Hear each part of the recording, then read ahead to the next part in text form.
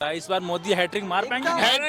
Hat trick तो है ही। हाँ। अब की बार 400 पार, 400 पार कोई रोक ही नहीं सकता। क्यों इसके पीछे भाई? देखिए, हाँ बताइए, आप इंडिया की इकोनॉमी लीजिए, आप इंडिया जो जहाँ स्टैंड कर रहा है पूरे वर्ल्ड में वो लीजिए। जो आदमी कुर्सी डाल के देश को तबाह कर दे, जो आदमी इतनी पावर रखता हो कि उसके कहने से 4 लाख करोड़ का इन्वेस्टमेंट आए, कितना 4 लाख करोड़ का इन्वेस्टमेंट आए, आप ये समझिए इससे अच्छा कुछ नहीं हो सकता। इन्वेस्टमेंट का मतलब ये नहीं है पैसा आना, इन्वेस्टमेंट का मतलब इंफ्रा डेवलप होना, लोगों का रोजगार मिलना, लोगों में अवेयरनेस आना, जो लोकल लोग हैं, लोकल जो चीजें हैं उनका वर्ल्ड में पूरी दुनिया में वहां तक पहुंचाना, ये होता है। जैसे ग्लोबलाइजेशन होता है बिल्कुल वो चीज हो रही है। बिल्कुल हो रही है। आप महसूस करेंगे, आप रोड देखिए, रास्ते देखिए, इंफ्रा देखिए, मंदिर के देखिए, मंदिरों का जाने की व्यवस्था देखिए। आप खुद सोचिए कि 4 लाख आदमी या जनमानस एक दिन में 12 घंटे से 14 घंटे में विजिट कर रहा है किसी जगह। आप सोचिए ये पॉसिबल था कि पहले? कभी नहीं था। एमएसपी का रेट बढ़ा, एमएसपी का रेट बढ़ा, हमारे अभी हम लोग सरसों कर रहे हैं उसका रेट बढ़ा, हम जो गेहूं कर रहे हैं उसका रेट बढ़ा। अब ये बताइए, किसान का अगर खर्चा हो रहा है, उसको मिल भी रहा है सरकार की तरफ से जो मुआवजा या जो उन्होंने 80 करोड़ लोगों को जो सुविधा प्रोवाइड कराई है वो मिल रहा है, उसके बाद वो जो किसान निधि की बात कर रहा हूँ, और जो हम पैदा कर रहे हैं, वो हमारा सही मूल्यों में, सही दामों, सही रेट में जा रहा है। इससे अच्छा किसानों के लिए क्या था? कभी भी लाइट उनको टाइम से मिल रही है, भारत जोड़ो हो रहे हैं।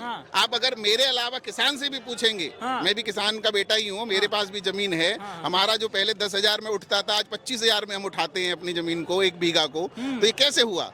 मिल रहा है तभी वो दे रहा है, हमको भी मिल रहा है। महंगाई बहुत हो रही है। किस चीज की महंगाई हो रही है बताइए?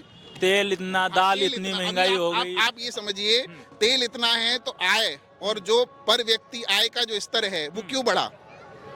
पहले 3,000 में लेबर मिलती थी, आज 500-600 रुपए में लेबर नहीं है, और वो चाहते हैं कि हमको मिले। तो जब आय का स्तर बढ़ेगा तो बेसिक व्यावसायिक चीजें, नीड्स, डेली नीड्स, उनकी चीजों की जो आय, आवक या प्रोडक्शन है, जब हम एमएसपी बढ़ा रहे हैं, अगर 1 क्विंटल एमएसपी हम 3,000 कर देंगे तो फिर हमको पैसा तो देना पड़ेगा ना, तो ऑब्वियसली है कि वो प्राइस बढ़ेंगे।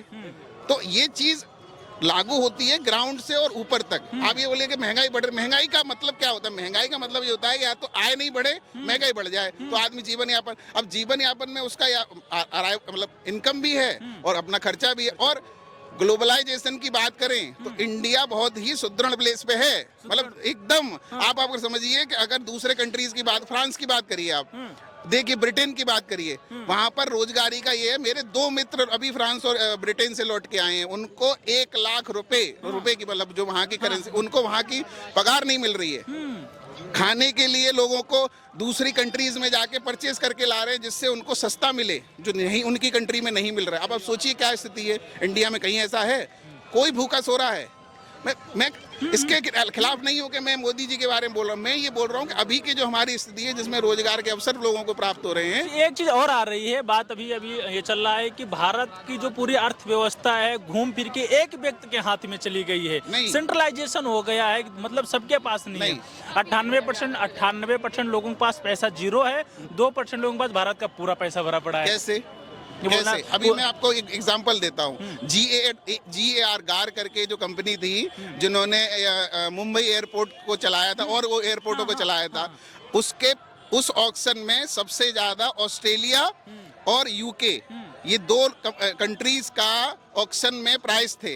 अभी आप बताइए, हमारे एयरपोर्ट दूसरे कंट्रीज के हाथ में चले जाए डेवलपमेंट के लिए, तो पैसा रुपी से डॉलर में कन्वर्ट हो गया और कंट्री से बाहर चला गया।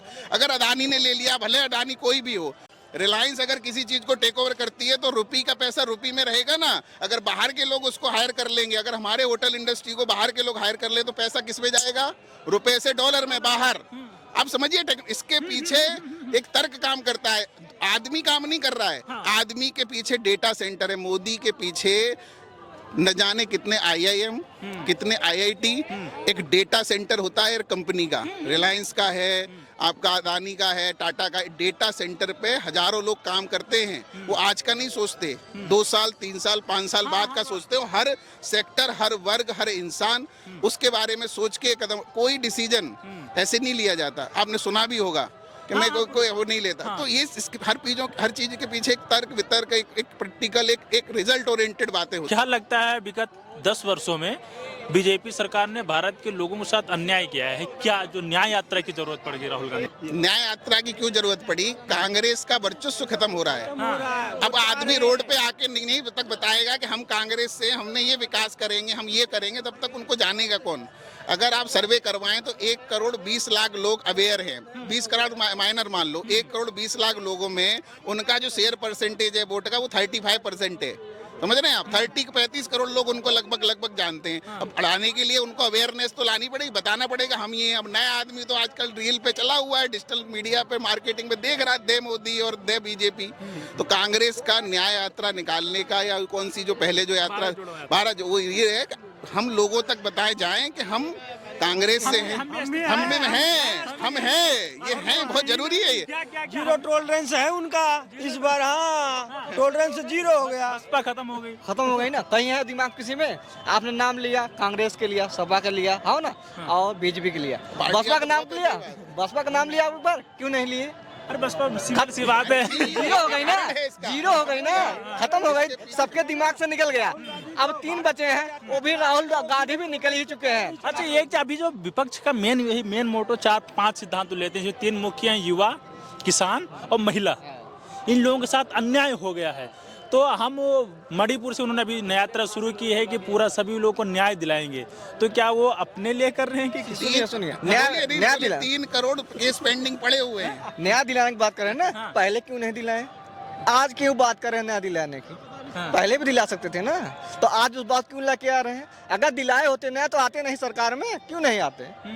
क्यों नहीं? मेन पॉइंट है, ये बताओ, हो गया खत्म, एकदम खत्म है। तो अब इस बार फिर मोदी जी को हैट्रिक, एकदम मोदी पूरी 400 पार, मोदी सरकार क्यों? जब से बीजेपी सरकार आई है तब से सेकुलर देश है, लेकिन वो केवल नाम का रह गया है। लोगों को मंदिर बनवा करके लड़ाने का, और मुसलमानों को दबाया जा रहा है। तो क्या वर्तमान मुसलमान लोकतंत्र में, अम्बेडकर जी ने कहा है, लोकतंत्र में विपक्ष का होना बहुत जरूरी है। अगर विपक्ष नहीं होगा तो आपका कंट्रोल खत्म हो जाएगा। विपक्ष का काम क्या होता है? सही नीतियों को, सही चीज को रखना, कि भाई आप ये गलत कर रहे हो। आपने ये नोटिस किया कभी कि कोई भी काम करो ये गलत है? राम मंदिर तो एक बहुत बड़ी बात हो गई, मतलब वो परे है। अब कुछ भी काम करो बोले ये गलत है, सिलेंडर दिए वो गलत है, बिल माफ किए वो गलत है, ये 3 हाँ वो गलत है, फिर आपका वो 3 तलाक वाला गलत, मतलब जो भी डिसीजन, आधार कार्ड, आभा कार्ड, आयुष्मान कार्ड, ये गलत। तो अगर हर चीज गलत है तो सही क्या है? आप बताइए। 50 करोड़ लोगों को ये आयुष्मान कार्ड मिला, 15 करोड़ लोगों ने इलाज करवाया। ये संभव था? 76 करोड़ खाते खुले हैं। 76 करोड़ खाते खुलने का मतलब समझ रहे हैं आप?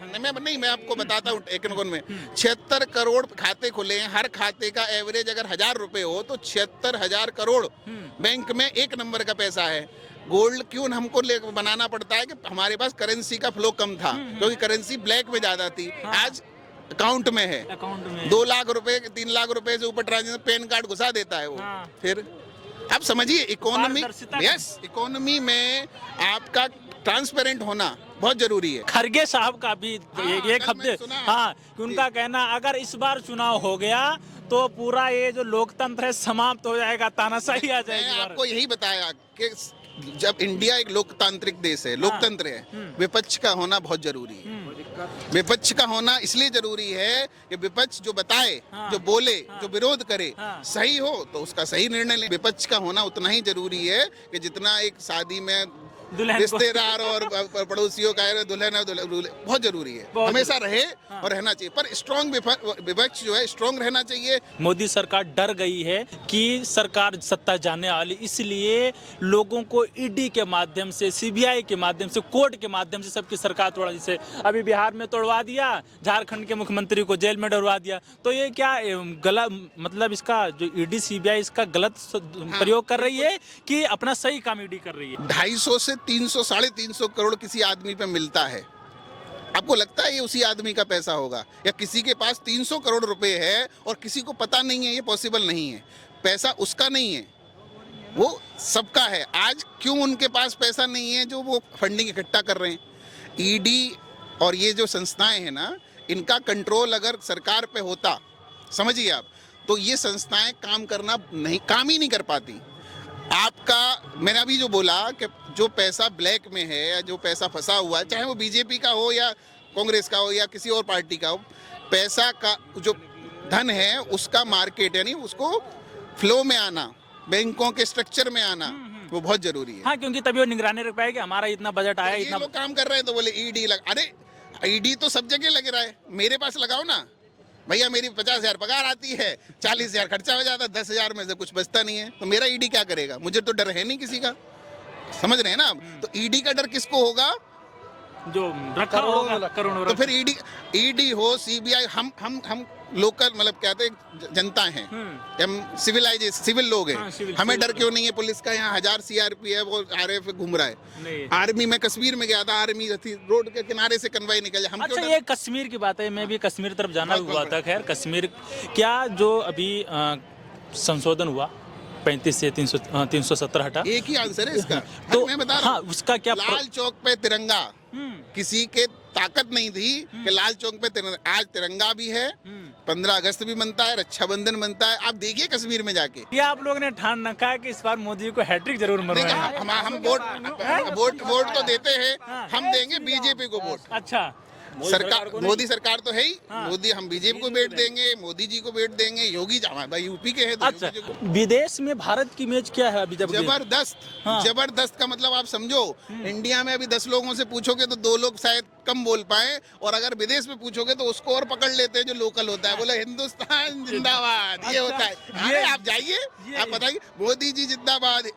बीजेपी को शायद कम जानते होंगे, पर हिंदुस्तान के बाद मोदी जी को सब जानते हैं। मोदी जी को सब जानते हैं, हमें लगता है पहला लीडर है। अरब कंट्रीज जो लोगों में ये था कि नहीं, वहां पर लोग बोलते हैं India is best, India is doing good, Modi ji ने किया। अब यूके जाइए, USA जाइए, कहीं भी जाइए, मोदी जी, इंडिया का कंटेंट मोदी जी। अच्छा, हाँ, इंडिया का कंटेंट। चरण जी, बहुत बहुत धन्यवाद, नमस्कार।